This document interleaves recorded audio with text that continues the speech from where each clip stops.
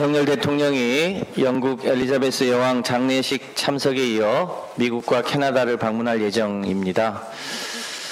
이번 방미 과정에는 미국 인플레이션 감축법이 명백한 WTO 협정과 한미 자유무역 협정 위반임을 미국 측에 알리고 한국 전기차에 가하는 보조금 차별 문제를 해결하고 오시기를 바랍니다. 잘 알려진 바와 같이 IRA에 따라 한국에서 수출하는 전기차는 우리 돈으로 약 1,000만 원 정도의 지원 혜택을 받지 못하게 되면서 수출에 비상이 걸렸습니다. 반면 한국에 판매되는 테슬라 전기차는 여전히 보조금 지급 대상입니다.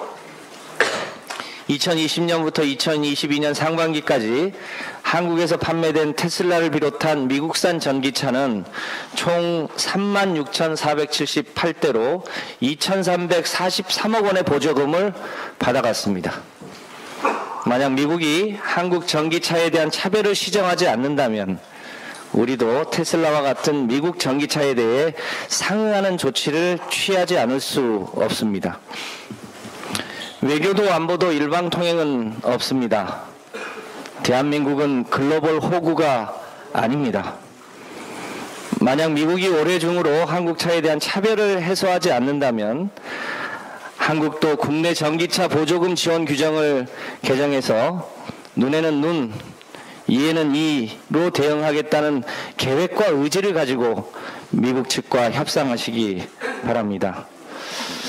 정부 여당이 이에 적극적으로 나서지 않는다면 민주당이 정기국회 예산심의 과정에서 이를 반드시 바로잡겠다는 말씀 드립니다.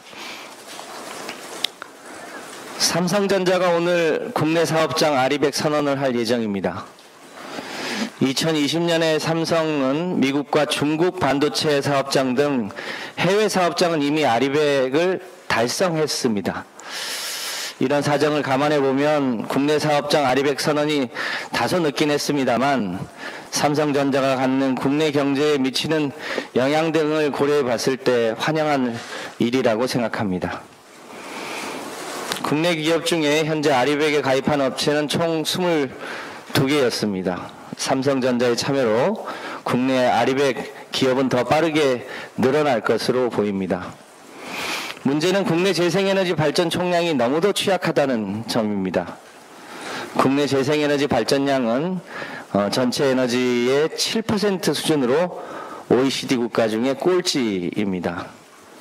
이 문제를 해결하기 위해서 문재인 정부가 2030년까지 재생에너지 목표를 30%까지 높이기로 했습니다만 이마저도 윤석열 정부는 2030년 목표치를 21.5%로 낮추겠다고 하고 한전 발전 자회사들은 재생에너지 의무 공급 비율 RPS라고 합니다. 이 비율도 낮추겠다고 선언했습니다.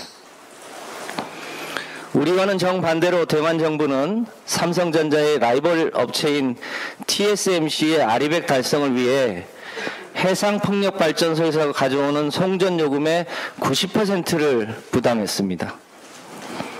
그런데 윤석열 정부는 삼성전자가 아리백을 선언하겠다고 하는 날 재생에너지 지원사업 예산 3,161억 원을 삭감하겠다고 발표했습니다.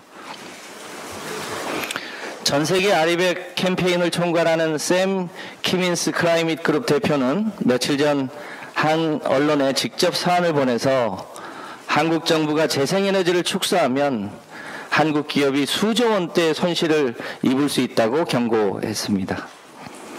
아리백은 이제 선택의 문제가 아니라 국가 경쟁력의 문제입니다.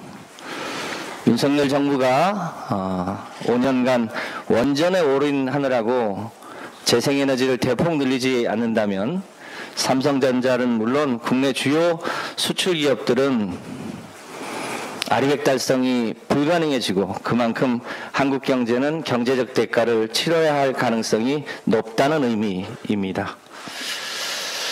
윤석열 대통령이 홀로 원전 채광국을 외치고 있을 때 전 세계는 재생에너지가 정답이라고 말하고 있습니다. 참고로 원전에서 생산되는 전기는 아리백에 포함되지 않습니다. 윤석열 정부는 지금이라도 재생에너지가 국가 경쟁력이 되고 있는 시대임을 감안하여 세계적 추세를 역행하는 에너지 정책을 재고하실 것을 간곡히 요청합니다. 이상입니다.